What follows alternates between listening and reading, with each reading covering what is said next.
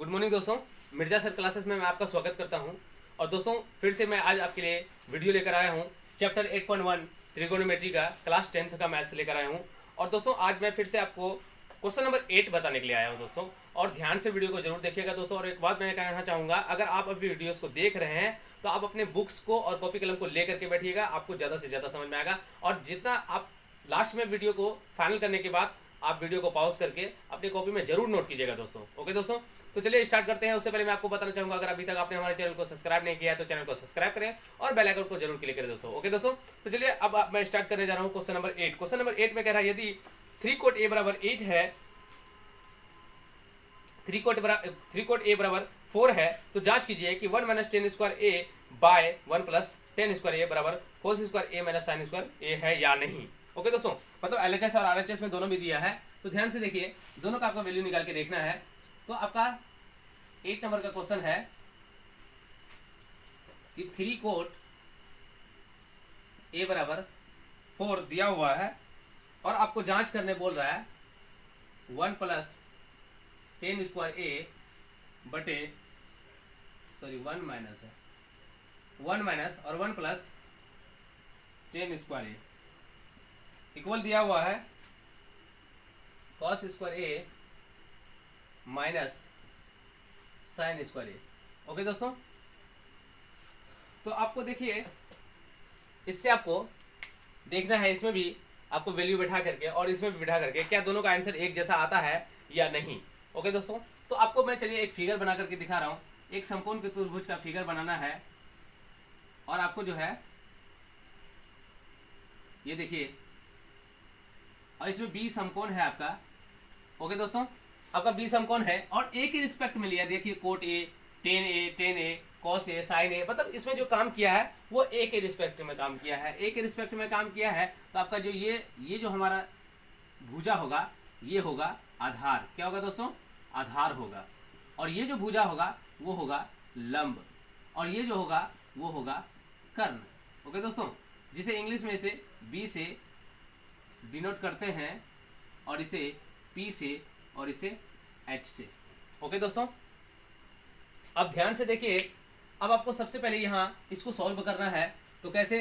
ध्यान से देखिए, अब 3 कोट ए बराबर 4 है, अगर कोट ए इधर रह जाएगा, 3 इसके साथ क्या है? गुना में है। अगर इन दोनों में समीकरण से आप अगर पढ़े होंगे 8 क्लास में, तो आपको वहाँ पे अच्छे तरीके से समझाया गया होगा कि अगर कोई संख्या गुना में होता है और उस मतलब इसको अगर अलग कर दिया जाए तो वो संख्या जो इक्वल से उस पार जाएगा तो वो उस संख्या के बटे में जाएगा, मतलब अगला वाली संख्या के इक्वल से उस पार जो संख्या है उसका बटे में जाएगा। ये समीकरण में जरूर आपने पढ़ा होगा।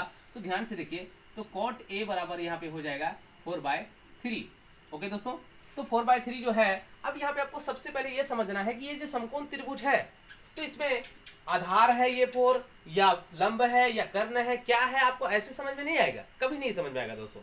इसके लिए आपको समझना पड़ेगा कि ये जो वैल्यू है, दो भुजा की वैल्यू दिया हुआ है, ये दो भुजा हम कहाँ पे ऐड करेंगे, कहाँ पे यहाँ पे पुट करेंगे, और अगला जो भुजा निकालना किसका निकालना है, तो ये आपको समझ में डायरेक्ट नहीं आएगा। तो सबसे पहले आपको समझना है दोस्तों कि कोट ए बराबर होता क्या है, कोट ए बराबर जो फॉर्मूला है वो क्या होता है, ये जानना आपका बहुत जरूरी है।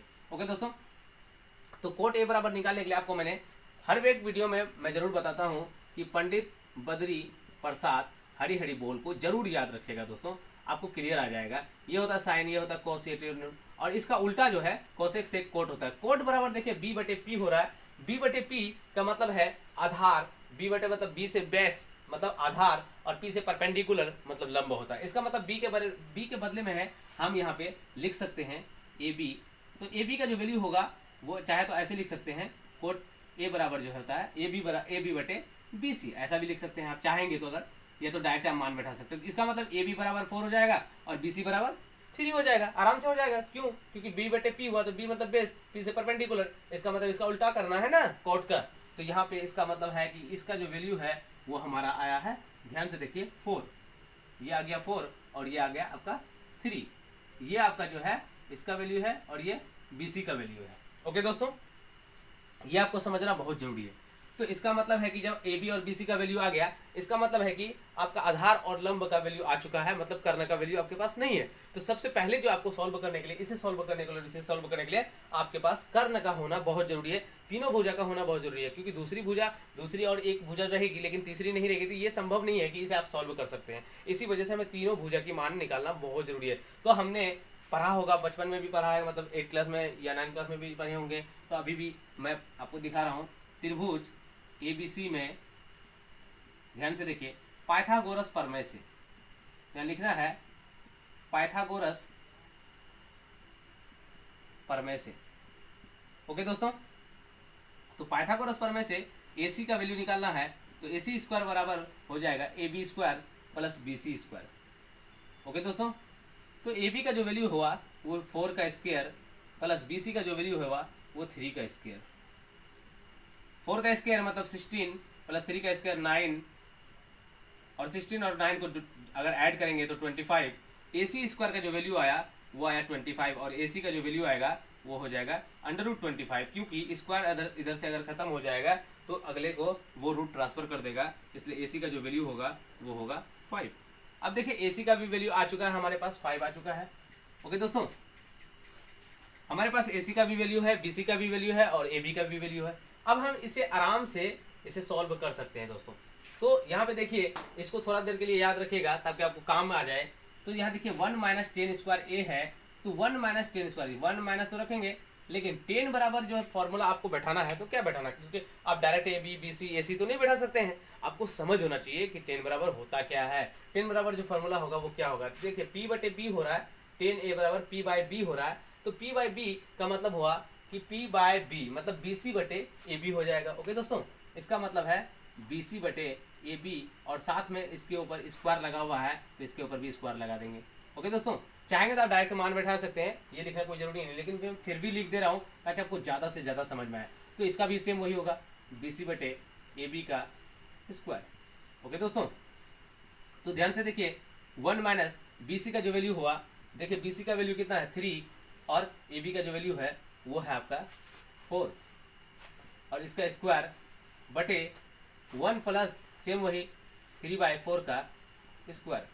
अब यहाँ पे देखिए, यहाँ पे 1 माइनस 3 का अगर स्क्वायर करेंगे तो हो जाएगा 9, और 4 का स्क्वायर 16, और इधर कुछ नहीं है तो 1 ऐड कर देंगे ताकि बटे कर जाए, और इसमें भी सेम उसी प्रकार करना है, 1 प्लस 9/16, इसके भी नीचे कुछ नहीं है तो 1 ऐड कर देंगे। ओके दोस्तों, ताकि एलसीएम आप ले सकें, फ्रैक्शन एक जैसा ये देखा जाए तो फ्रैक्शन हो चुका है। अब यहाँ पे आपको क्या करना है, तो ध्यान से देखिए, इसको कुछ देर के लिए हटा दीजिए ताकि आपको स्पेस ज़्यादा मिल सके। तो यहाँ पे आपको देखिए क्या करना है, एलसीएम लेना है तो आपका एलसीएम 16 आ जाएगा, और यहाँ पे 16 माइनस 9 बाय में यहाँ पे जो है हो जाएगा, फिर 16 एलसीएम लीजिए, और 16 प्लस 9, अब यहाँ पे माइनस कीजिएगा तो हो जाएगा 7/16 बाय 25/16, चाहेंगे तो 16 से कट कर देंगे, और 7/25 इसका वैल्यू आ चुका है, मतलब एलएचएस का वैल्यू आ चुका है 7/25। अब हमें आरएचएस को देखना है कि कोस स्क्वायर ए माइनस साइन स्क्वायर ए क्या एलएचएस के बराबर है, ये आपको दिखाना है दोस्तों। तो कैसे, तो ध्यान से देखिए, अब देखिए कोस स्क्वायर ए है तो आपको कोस बराबर जो फॉर्मूला है वो क्या होता है ये आपको समझना है। साइन बराबर होता है लंब बटे कर्ण, और कोस बराबर होता है आधार बटे कर्ण। ओके दोस्तों, ये आपको समझना है, कोस बराबर होता है आधार बटे कर्ण, इसका मतलब आधार कौन है, AB, AB बटे क्या हो जाएगा AC का स्क्वायर, माइनस साइन स्क्वायर ए है तो साइन बराबर होता है लंब बटे कर्ण। ओके दोस्तों, साइन बराबर होता है लंब बटे कर्ण, लंब हमारा कौन है BC, और कर्ण तो AC रहेगा ही, इसका मतलब स्क्वायर आ जाएगा। ओके दोस्तों, अब ध्यान से देखिए, AB का जो वैल्यू है वो हमारा है 4 का, और AC का वैल्यू जो है वो 5, डायरेक्ट में टोटल गुने स्क्वायर कर लेता हूँ एक ही बार में, वैसे अलग अलग भी कर सकते हैं लेकिन एक ही बार इसमें इसलिए कर रहा हूँ कि स्पेस कम है। ठीक है दोस्तों, माइनस BC का जो वैल्यू है वो 3 है, अब बाय में 5 का स्क्वायर हो जाएगा। ओके दोस्तों, 4 का स्क्वायर हो जाएगा 16 और 5 का स्क्वायर 25 माइनस 3 का स्क्वायर 9/25। ओके दोस्तों, बहुत इजी है दोस्तों, बस आपको थोड़ा सा फॉर्मूला और कंसेप्ट को समझना बहुत जरूरी है। अगर कंसेप्ट अगर आप नहीं समझ पा रहे हैं तो आपको बहुत दिक्कत हो सकता है, लेकिन दोस्तों अगर आप अच्छे तरीके से पढ़ रहे हैं, कंसेप्ट क्लियर करके पढ़ रहे हैं तो बहुत इजी रहेगा। बस ध्यान से देखिए और ये पूरी वीडियो को अच्छे तरीके से देखिए, स्किप करके गलती से भी नहीं देखिएगा तो आपको कुछ समझ में नहीं आएगा। एक तरीके से अगर वीडियो को देखिएगा और लास्ट तक देखिएगा तो आपको पूरा का पूरा मैथ समझ में आ जाएगा। एक दिन चाहे तो आप बेस्ट टीचर बन सकते हैं इसको पढ़ करके दोस्तों। ओके दोस्तों, तो एलसीएम इसका लेंगे तो आपका एलसीएम आ जाएगा 25 और 16 माइनस 9 बराबर 7/25। ओके दोस्तों, इस तरीके से देखिए इसका आरएचएस का भी जो वैल्यू है वो है 7/25 और एलएचएस का भी वैल्यू जो है वो भी है 7/25। इसका मतलब है कि एलएचएस इक्वल आरएचएस है।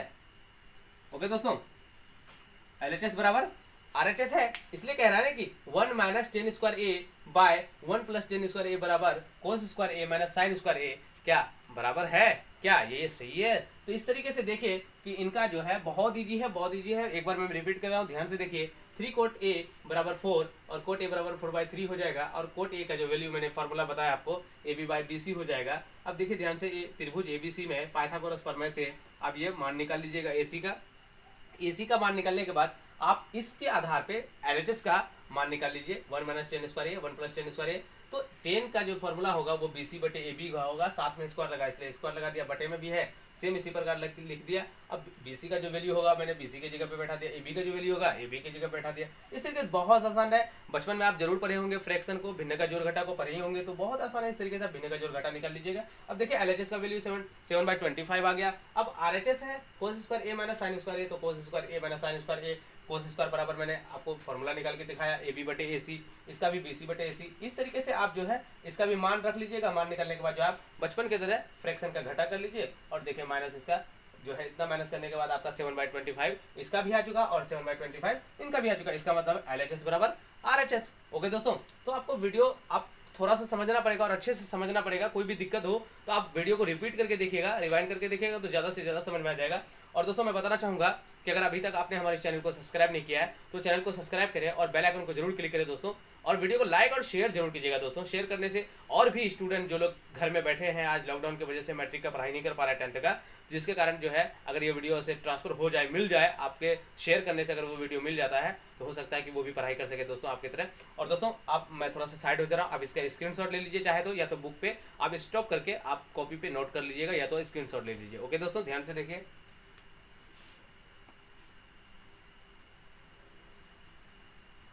तो दोस्तों आपने स्क्रीनशॉट ले ही लिया होगा और वीडियो कैसा लगा ये मुझे कमेंट बॉक्स में जरूर बताइएगा दोस्तों। और कोई भी दिक्कत हो तो मुझे कमेंट बॉक्स में बताइएगा। ओके दोस्तों, धन्यवाद, आपका दिन शुभ हो।